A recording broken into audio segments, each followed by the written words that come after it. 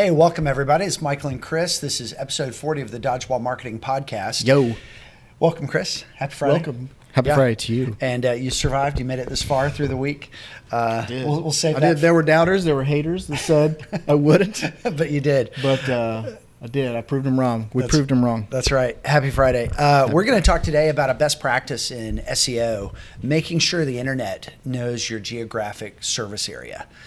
This sounds pretty obvious, but Chris, why don't you take the first topic, get your team on the same page about your service area. Make sure everybody in the company knows. What's this about? Yeah, so that's kind of foundational. A lot of people might, there might be some misalignment between your marketing people and your sales and delivery people on what is a serviceable area. So depending on what kind of business you're in, you might, some place might be too far to drive, or it might be, pointless to advertise or market or do SEO for a certain area because people aren't going to drive that far to come to your practice and or any of that thing. Or you don't want to drive that far. Yeah. If you're going out to do quotes or something like that, it might not make sense. So make sure that your team, your salespeople, your marketing people get together and say, what is our actual service area for this business? Mm-hmm. It might be really tight. It might be really wide, depending on what kind of service, the kind of business you have. So step one is just get on the same page. Talk to people. Talk to people on your team and decide what is our service area, and then you can move forward with the next steps that we're about to talk about. And the next one, Michael, is update your geographic info in search. Yeah, and this is where it really gets tight. When you're trying to develop alignment within your team, there can be some interesting discussions. You can have some disagreement, and at the end of the day, the internet's going to force you to simplify, even though you might have some nuanced information. For example, we work with a lot of companies that do a mix of residential and commercial services. Right. And we have over the years. And so they would say, well, for a big commercial job, we'll go out so-and-so. But for a small residential thing, we want to stay closer to home. Well, you have a little bit of a choke point in this with the internet that's forced on you. And that is that you need to update your geographic info in your search engine listings, your primary listings. And that would be? This is going to be Google My Business and Bing Maps. And we'll talk more about directories in a moment. But when it comes down to it, you don't have the luxury with these platforms of sculpting your service areas by service. Often they want you to be one corporate entity. And so what you have to remember is they're trying to distinguish between, are you a sport orthopedic network of clinics and surgical centers, or are you a dentist, or are you an oil change shop? So the internet is brutal in its complexity, and there are points of contact that are brutal in their simplicity. When we say the internet, we mean Google. and so Google Maps is one of those brutally simplistic choke points. Yeah. So what you have to do here is just cast the widest net and then figure out how to deal with the trouble that comes along. You really don't have the luxury of pulling your service area in beyond what it should be when it comes to your maps listings, because that would be the same as telling potential customers that you want to serve that you don't want to serve them. So in this case, we recommend leaning to the direction of the broadest service area for any of your major services. And then if you have leads coming in that are not in your sweet spot, say it's a little too far to drive for a small driveway paving project, is a real sample for us, then have a ring of referral partners that you can send that business out to. And there's a train saying hi. Choo choo. So yeah, it's for us, when it comes down to this sort of unfortunate choke point with articulating what services we offer, we recommend go to the broader one and have a solution to not create a bad experience for anybody who's calling in and wants something that's not a good deal for you. Yeah. Chris, why don't you take us to the next one? Yeah, so the next thing you can do is add geographic info in the header and the footer, and also on any location pages that you have. So we've got tagline style geographic info. So like an example might be if you've got if you're an orthopedic a sport orthopedic practice with 10 locations in the New England area, for instance, you would want to include for each individual practice, you would want to have a location page, right, Michael? Mm-hmm. So you would, and on the title of that page, you would want to include that geographic information as well as your address, including your city, state, and zip. further, because those are all really good keywords. Those local names. Exactly, and that's what people will be searching for. And also in the footer, and I know you do this a lot, Michael, in the footer of that, so you might have one website that rolls all of your practice up into one brand. In the footer, it's very helpful to have a list of your locations in the footer that have those keywords that point back to those location pages. Yeah. And that's another signal to Google, like this is one brand, and all of these locations are connected to this brand, and each location has its own page with those location indicators, keywords, address, phone number. So that's all information in much the same way as the Google My Business listing. If you have GMBs for each location, that's all information that feeds back to Google. Like this is the service area. This is geographically where these practices are located. And when someone does a search, everything in Google is contextual to the searcher, right? So when someone does a search for that service or similar services near that area, it's going to be a signal to Google that this business is more relevant, right? Yeah. And you only get that if you add it in Google My Business profiles, and you get the location pages going, and you give those signals back to Google that this is where we are. So location pages and geographic info in the header and footer, very important. Yeah. Michael? Yeah, I'll add a couple of comments to that. I really like a mix of different formats. I think of it like there's a sort of character on stage, and you've got different spotlights hitting that character from different angles. And so this is how I think of the header and the footer and the page content all working together to get all facets of the local identification information. So I'll use another example here, providing healthcare IT services for Nashville and Middle Tennessee. So here we don't say, on CNN sometimes I might hear something like Central Tennessee. Nobody from Tennessee says It's Middle Tennessee. Central Tennessee. We say, and this is my little speech, we say Middle Tennessee because the state is cut into three sections by a river. It's a geographic region that is geological. And so the way that's kind of developed is we have 3 stars on the flag. We don't say Western Tennessee like they do on CNN when there's a tornado. We say West Tennessee, and we say East Tennessee, where you're from. That's where we're from.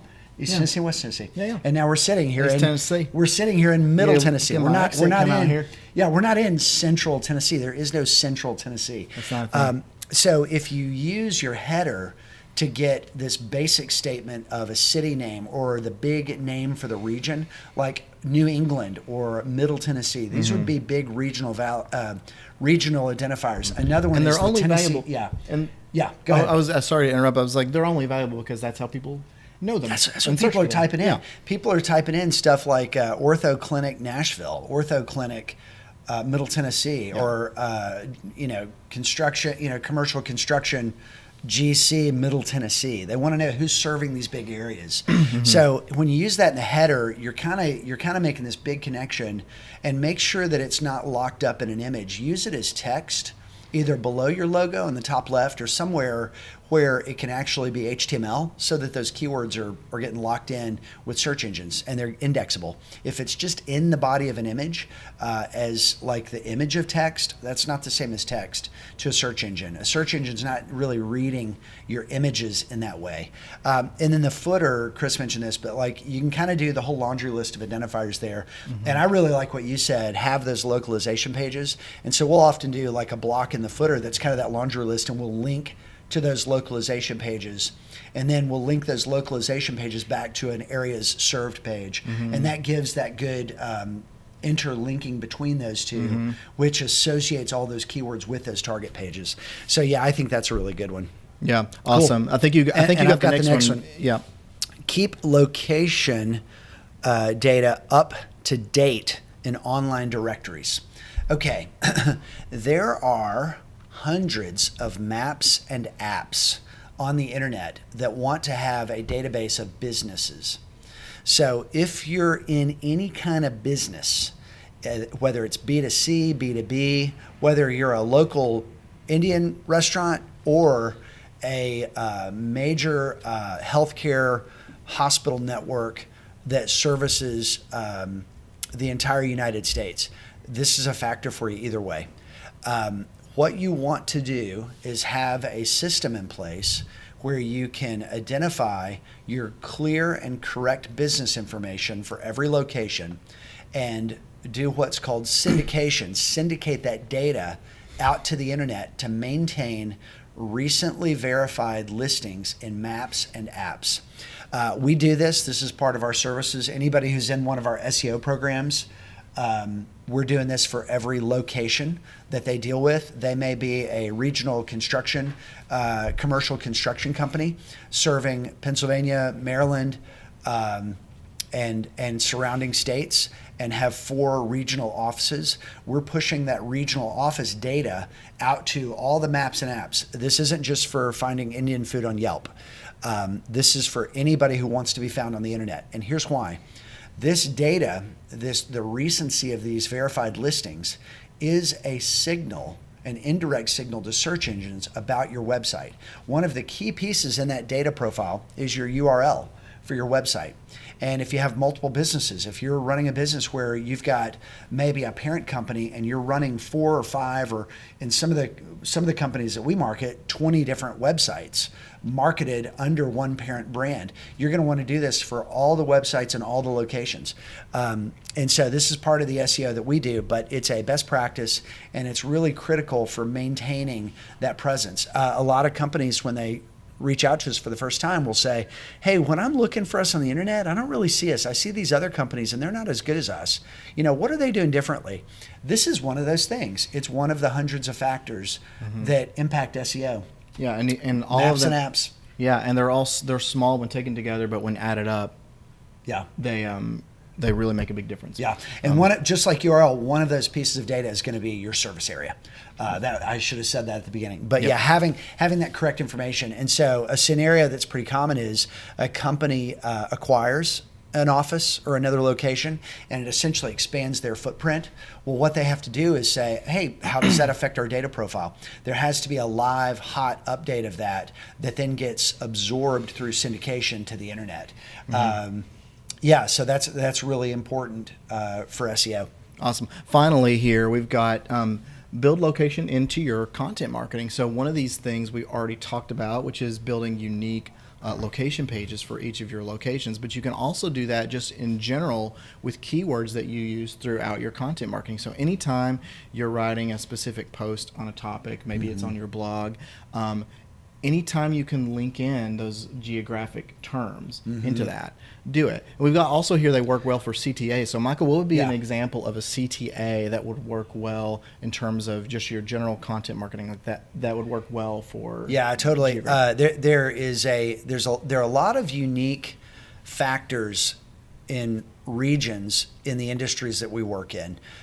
For example, we do a lot of work in healthcare, and rural healthcare is a real problem. There's a lot of constriction in that space right now. So you can have, for example, a landing page on a hospital for an outlying community that for a hospital that is in a hub city, like Jackson, Tennessee is a hub for West Tennessee.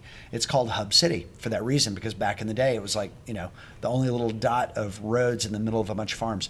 But the hospitals there are often, marketing in such a way that they are a regional hub. So what they often have is people driving in from an outlying community like Medina, Tennessee. And so what would be a good idea for them in Jackson is to have a landing page that says, we are the hospital serving your rural community. We're a 20-minute drive away. Here's what you're going to experience when you come in. And that's not necessarily just a comfort level thing, but just kind of a nuts and bolts way to communicate with people. But what that's going to do is somebody who searches for hospital Medina, it's actually, a lot of people are moving there because of the school system from, this is crazy, California. Well, guess what? Those people aren't walking over to their neighbor's house and asking, hey, where do we go to the hospital? The kid's really sick. They're getting on the internet. So it would behoove you, West Tennessee healthcare system, to build a landing page for that outlying community so that community knows, hey, we service your neighbors, your kids. Here are the services we offer. We know that you're in these schools and that you're breaking wrists at soccer games on Saturdays, and here's how you get in and get some service today. So that's an example of a very real world situation where patient care is suffering if hospitals don't do good SEO. Yeah, perfect. Okay, Yeah. that's all we got for this episode. Yep. And go ahead and follow us on all the socials. Michael, what are the socials? Yeah, we're going places. We're really excited, and we want to get the word out about Dodgeball Marketing Podcast and dodgeballseo.com. So follow us on Facebook, Twitter, YouTube, LinkedIn, so that you get new episodes. We may even have an email newsletter sign up somewhere, but following us on those socials is a really good way to stay in touch. And we really want to make sure that people who are practitioners, vice presidents of marketing, marketing directors, founders, owners, people who are responsible for marketing, we're a podcast for practitioners, not for industry experts. This isn't an inside baseball type of podcast. This is one that's meant to be as helpful to people who are doing the work. So yeah, I would say make that connection with us on socials so that you're getting updated episodes and you're tracking and learning new stuff as it's happening. All right. Cool. Signing off. Thanks, everybody.